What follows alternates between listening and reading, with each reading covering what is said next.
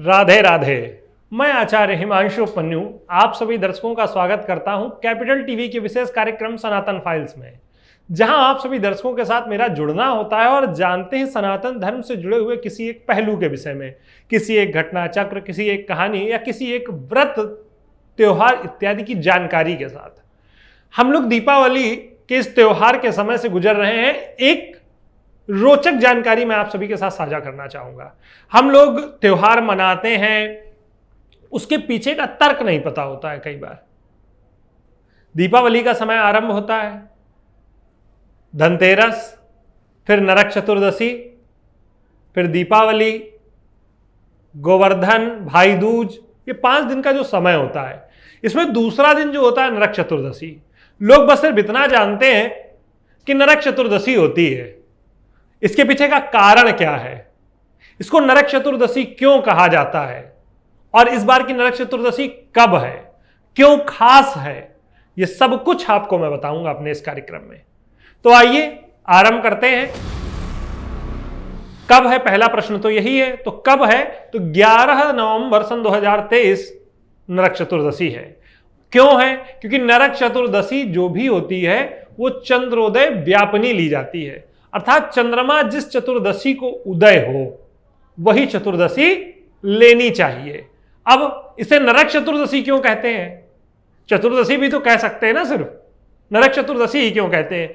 क्योंकि यह दिन वह होता है जब हम अपने घरों की सफाई करते हैं। घरों की सफाई क्यों? क्योंकि मैंने पिछले कार्यक्रम में धनतेरस में भी बताया था, क्योंकि धनतेरस के दिन लक्ष्मी लाई जाती है और नरक चतुर्दशी के दिन अपने घर से दरिद्रता, अलक्ष्मी दूर की जाती है। पुराणों में भी इसके उल्लेख हैं, जैसा कि मैंने पढ़ा है, भविष्य पुराण और पद्म पुराण में इसके उल्लेख मिलते हैं। क्या उल्लेख मिलते हैं? उल्लेख कुछ ऐसे मिलते हैं कि जीवन में जिनको भी नरक का डर हो या फिर जीवन में शारीरिक कोई समस्या चल रही हो लगातार और दरिद्रता ने घेर रखा हो, उनके लिए नरक चतुर्दशी बड़ी प्रभावशाली है। भविष्य पुराण में तो यहां तक लिखा हुआ है कि अगर नरक चतुर्दशी चंद्रोदय व्यापनी मिल जाए, चंद्रोदय के समय चंद्रमा जब निकला हुआ हो और साथ में स्वाति नक्षत्र मिल जाए, उस समय तेल डालकर जल में स्नान कर लेने से व्यक्ति नरक के भय से भी मुक्त हो जाता है। अर्थात कहते हैं ना हमारे यहां स्वर्गलोक नरक लोक का जो कॉन्सेप्ट है कि नरक जाना पड़ेगा, तो नरक जाने की उस डर से भी बच जाता है। यह सिर्फ ऐसा नहीं है कि मैं आपसे यह कह रहा हूं कि आप जो है कुछ भी करते रहिए और जो ये उपाय कर लीजिए आप स्वर्ग चले जाएंगे, नहीं, ऐसा नहीं है। आपको अपने कर्मों को सुधारना होगा। अगर आपसे कोई अनजाने में गलती हुई और आप ये उपाय करते हैं तो निश्चित तौर पर आपके जीवन में जो समस्या होगी नरक से जुड़ी हुई वो दूर हो जाएगी।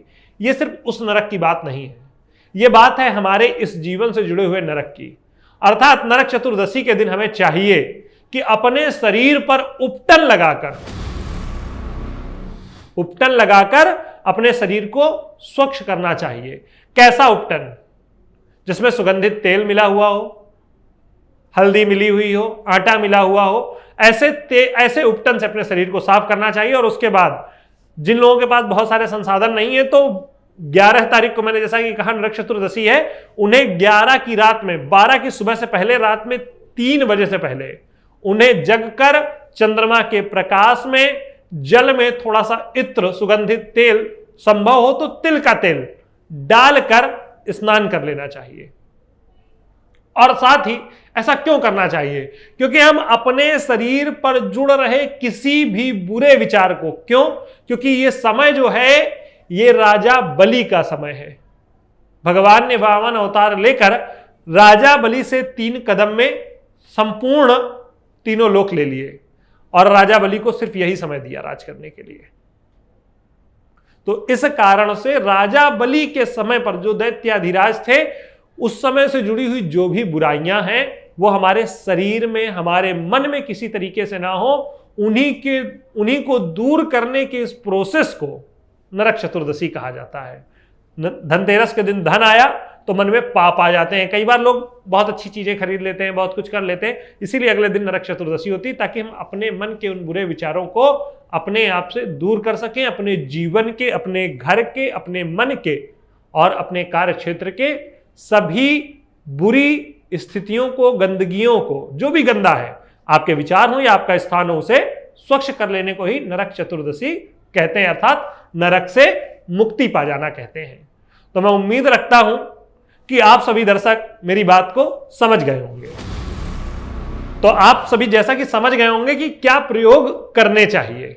अब किन लोगों को क्या करना चाहिए, जैसा कि मैंने कहा, जिन्हें धन की आकांक्षा है, जिनके जीवन में दरिद्रता बढ़ती जा रही है, उन्हें तिली के तेल के साथ इत्र डालकर जल से स्नान करना चाहिए। और जिनके शरीर में कोई चर्म रोग है, उन्हें उपटन लगाकर स्नान करना चाहिए। ऐसा प्रयोग करने से जीवन में रोग, डर और नरक का भय दूर हो जाता है। पर एक बात का ध्यान रखना होगा, चंद्रमा उदय के समय ही आप यह प्रयोग करें। निश्चित तौर पर अपने मन से भी बुरी बातों को निकालने का प्रयास करें। यही है नरक चतुर्दशी जैसे त्योहार का उद्देश्य। जब आप अपने जीवन से नरक को निकाल देंगे, अपने मन से नरक को निकाल देंगे, तो हमारे यहां दूसरा कॉन्सेप्ट यह भी है कि भगवान राजा राम बने थे, भगवान राम राजा बने थे। तो भगवान राम के राज्य में कोई भी मन का पापी नहीं था। तो कैसा लगा आपको ये जानकर कि नरक चतुर्दशी से जुड़ा हुआ ये कॉन्सेप्ट क्या है, क्यों नरक चतुर्दशी मनाना हमारे लिए अनिवार्य हो जाता है। सनातन धर्म में जो हमारे यहाँ कहा जाता है ना, अपने आप को स्वच्छ करने का एक प्रोसेस चलता रहता है, हमें से कोई चंद्रायन करता है, कोई कुछ करता है, तो वैसा ही एक प्रोसेस है जिससे हम अपने आप को, अपने आसपास की चीजों को स्वच्छ कर सके। स्वच्छता ही जीवन का उद्देश्य होना चाहिए, चाहे वो आपके मन की स्वच्छता हो और चाहे आपके आसपास के स्थान की स्वच्छता हो। हमारे सनातन धर्म में कोई भी त्योहार बहुत ही सुंदर संदेश और बहुत ही सुंदर समझ लेकर आते हैं। तो आपको ये मेरा कार्यक्रम कैसा लगा जरूर बताएं। आप सभी से पुनः मुलाकात होगी, तब तक के लिए राधे राधे।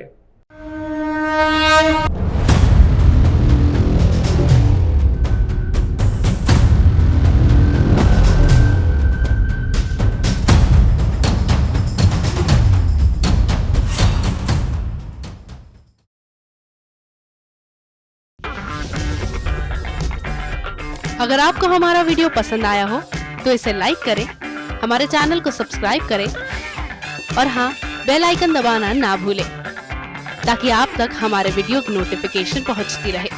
आप अपना सुझाव हमें कमेंट बॉक्स में दे सकते हैं। हमारे साथ जुड़ने के लिए शुक्रिया।